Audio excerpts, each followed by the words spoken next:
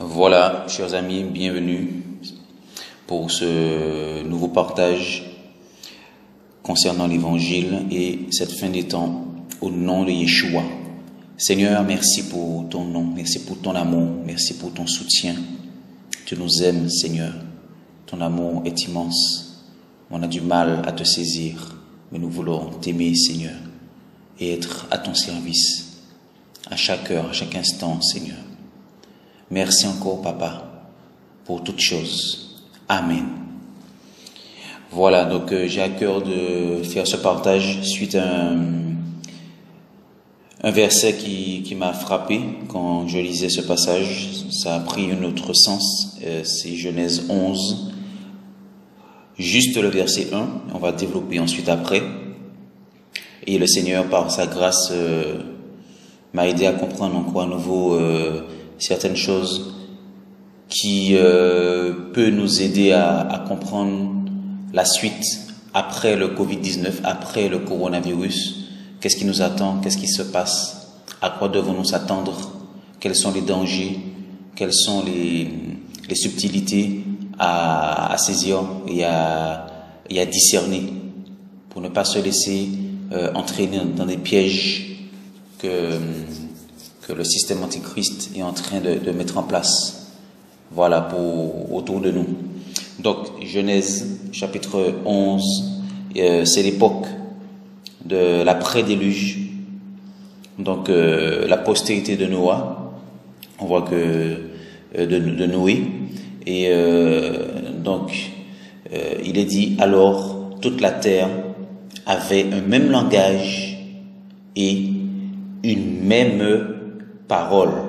En fait, le thème, donc j'ai décliné effectivement certains points, c'est-à-dire qu'est-ce qui nous attend par la suite, mais plus en détail, nous allons parler de la nouvelle pensée unique. La nouvelle pensée unique. Et le deuxième point, c'est le transhumanisme. J'ai découvert des choses encore en faisant des recherches, et je souhaite pouvoir les partager. Donc, c'est vraiment choquant quand on découvre ce qui nous attend après ce coronavirus, là actuellement. Et ici, nous voyons que donc la terre avait un même langage et une même parole. Et en méditant ce passage, le Saint-Esprit m'a permis de m'arrêter sur le même langage et la même parole. Donc, à l'époque, les hommes tenaient un même langage et une même parole, comme une sorte de préfiguration pour justement la nouvelle pensée unique que nous sommes en train de vivre, en train de découvrir au milieu de nous dans cette société. Et qu'est-ce que ces hommes qui avaient le même langage et qui avaient la même parole, qu'est-ce qu'ils ont fait? On voit qu'en fait qu'ils ont, au verset 4, ils se sont rassemblés pour bâtir une ville. Ils ont dit, venez donc, bâtissons-nous une ville et une tour dont le sommet soit jusqu'aux cieux. Faisons-nous un nom de peur que nous nous soyons dispersés sur toute la terre. Verset 5. Alors Yahweh descendit pour voir la ville et la tour que les fils des humains bâtissaient. Verset 6. Et Yahweh dit, voici, ce peuple est un, et ils ont tous le même langage, et ils commencent à travailler. Maintenant, rien de ce qu'ils ont projeté d'accomplir ne leur sera inaccessible. Maintenant, rien de ce qu'ils ont projeté d'accomplir ne leur sera inaccessible. Pourquoi? Parce que ces hommes tenaient une même parole et un même langage, le même langage, la même pensée.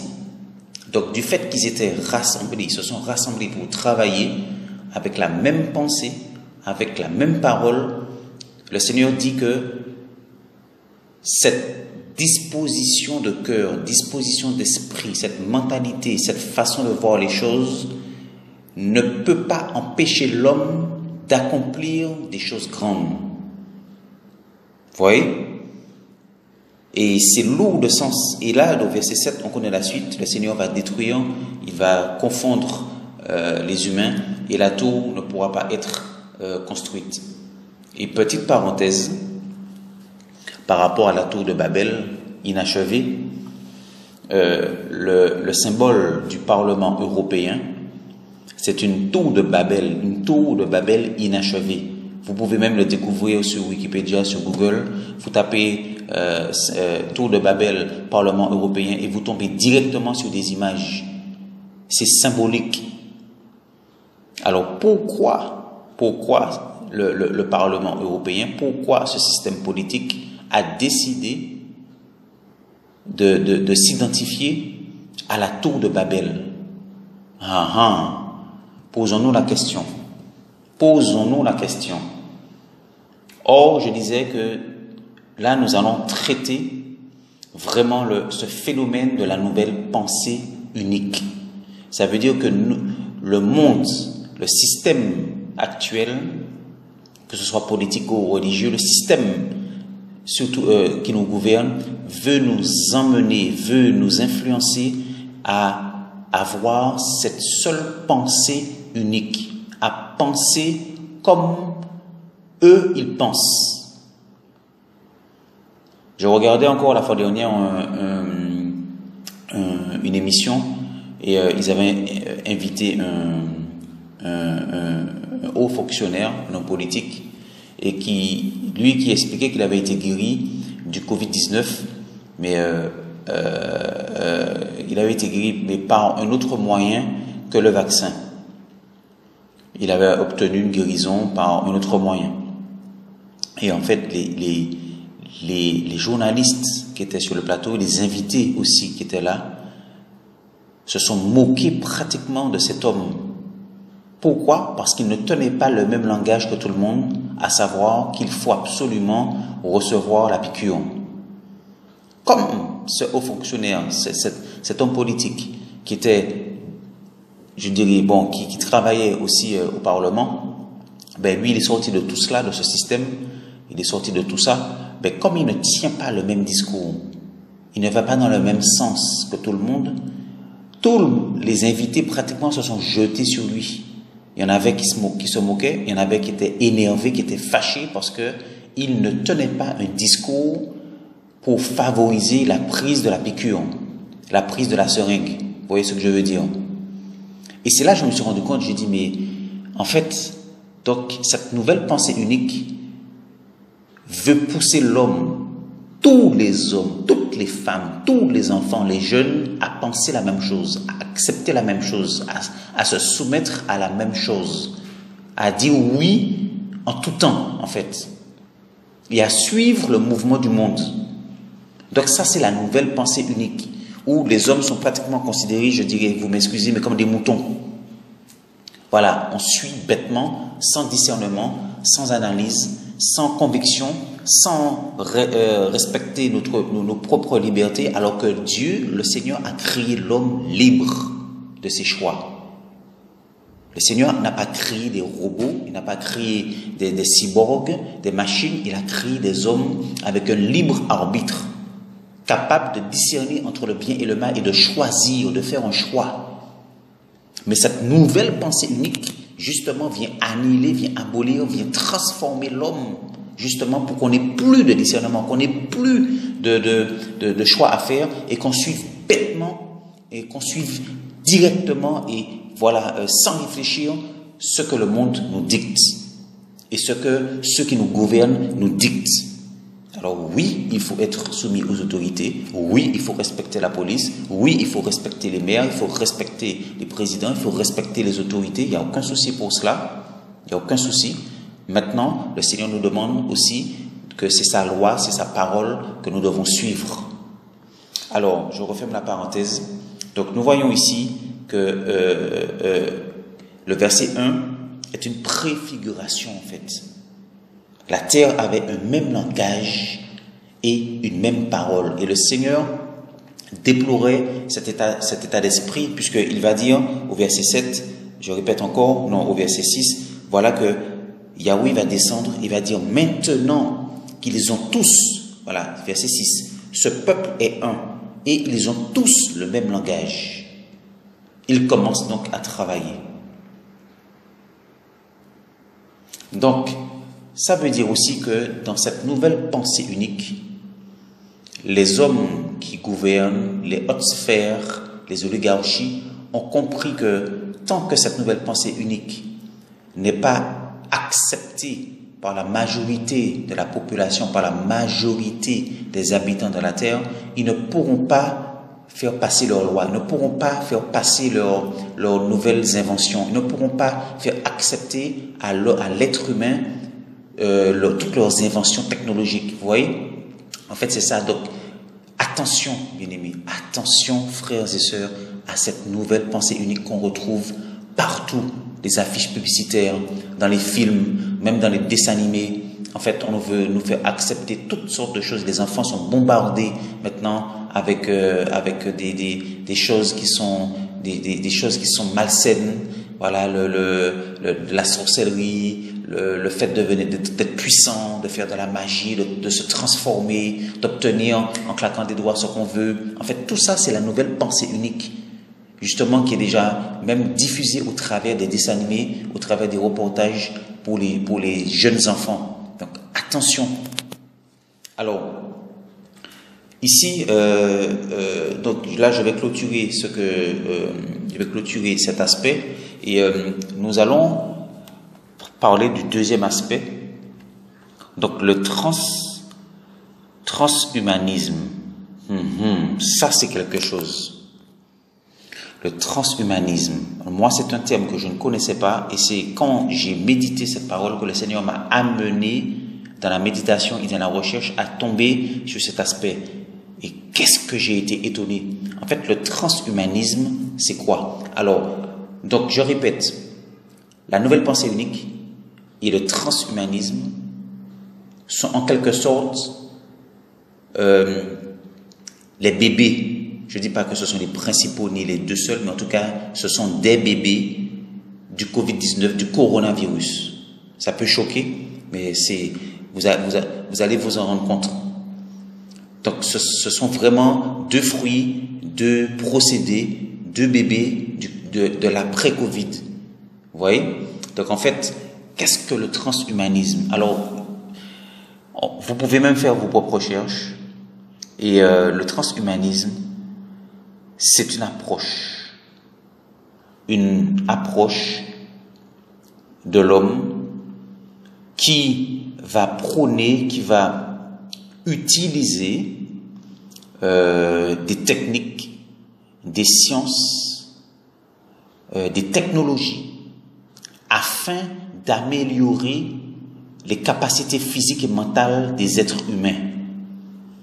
Donc le transhumanisme, c'est un courant philosophique, c'est un courant de pensée qui est né dans les années 1957, et tenez-vous bien, par un biologiste. Par un biologiste. En 1957, on a commencé à parler du transhumanisme. Et j'ouvre la parenthèse, pour bien comprendre ce que c'est le transhumanisme, le cinéma Hollywood a produit des films pour justement déjà préparer l'homme à accepter ce courant de pensée, ce courant philosophique, ce courant de procédés technologiques. Je pense à Terminator, je pense à Avatar, je pense à Matrix, je pense à Iron Man. Tout ça, ce sont des films qui ont été mis sur le marché pour pouvoir déjà influencer l'homme, pour pouvoir le faire accepter que l'homme peut être humain et en même temps machine. L'homme peut être humain et aussi doté d'une intelligence artificielle pour décupler ses capacités physiques, pour améliorer sa santé. Et donc, le transhumanisme, et là je tombe sur un article, je vais le lire avec nous. Le transhumanisme incite à l'usage des sciences et des techniques en vue de développer les capacités humaines et de dépasser les limitations biologiques de l'homme. C'est grave. Ce courant philosophique est soutenu par les développements technologiques contemporains dans l'informatique, écoutez ça, et les biotechnologies. Donc c'est un courant philosophique qui est soutenu par les développements de l'informatique et des biotechnologies. Je lis en bas encore, la technologie évolue à grande vitesse, l'idée est simple. Wow, c'est marqué en gras, bien aimé.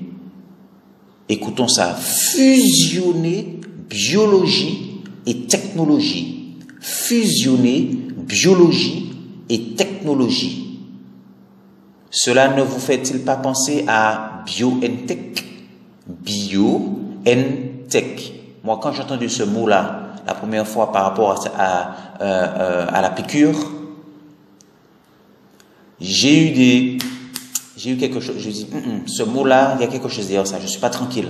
BioNTech. Eh bien, vous voyez, fusionner biologie et technologie pour repousser les limites du corps humain. Le transhumaniste est celui qui considère que nous sommes sur le point d'assister au dépassement de la condition humaine grâce à l'essor exponentiel de la technologie. Quand je vous dis que le transhumanisme est un bébé du Covid-19, du coronavirus, il faut comprendre, et moi, Seigneur, aide-nous, ouvre nos yeux. Il n'est pas étonnant que dans ce qui nous est proposé, on retrouve des nanotechnologies, on retrouve des biotechnologies, on retrouve des particules, des nanoparticules qui vont gérer l'ARN, qui vont gérer tout ça, etc., qui vont gérer les défenses immunitaires, qui vont prendre le relais, etc., etc. En fait, bien sûr, tous les médecins l'ont dit que c'est une nouvelle technologie, c'est quelque chose qu'ils connaissaient sur l'homme et qu'il nous faut du recul par rapport à cette technologie. Je referme la parenthèse. Et voilà que Ray Kurzweil,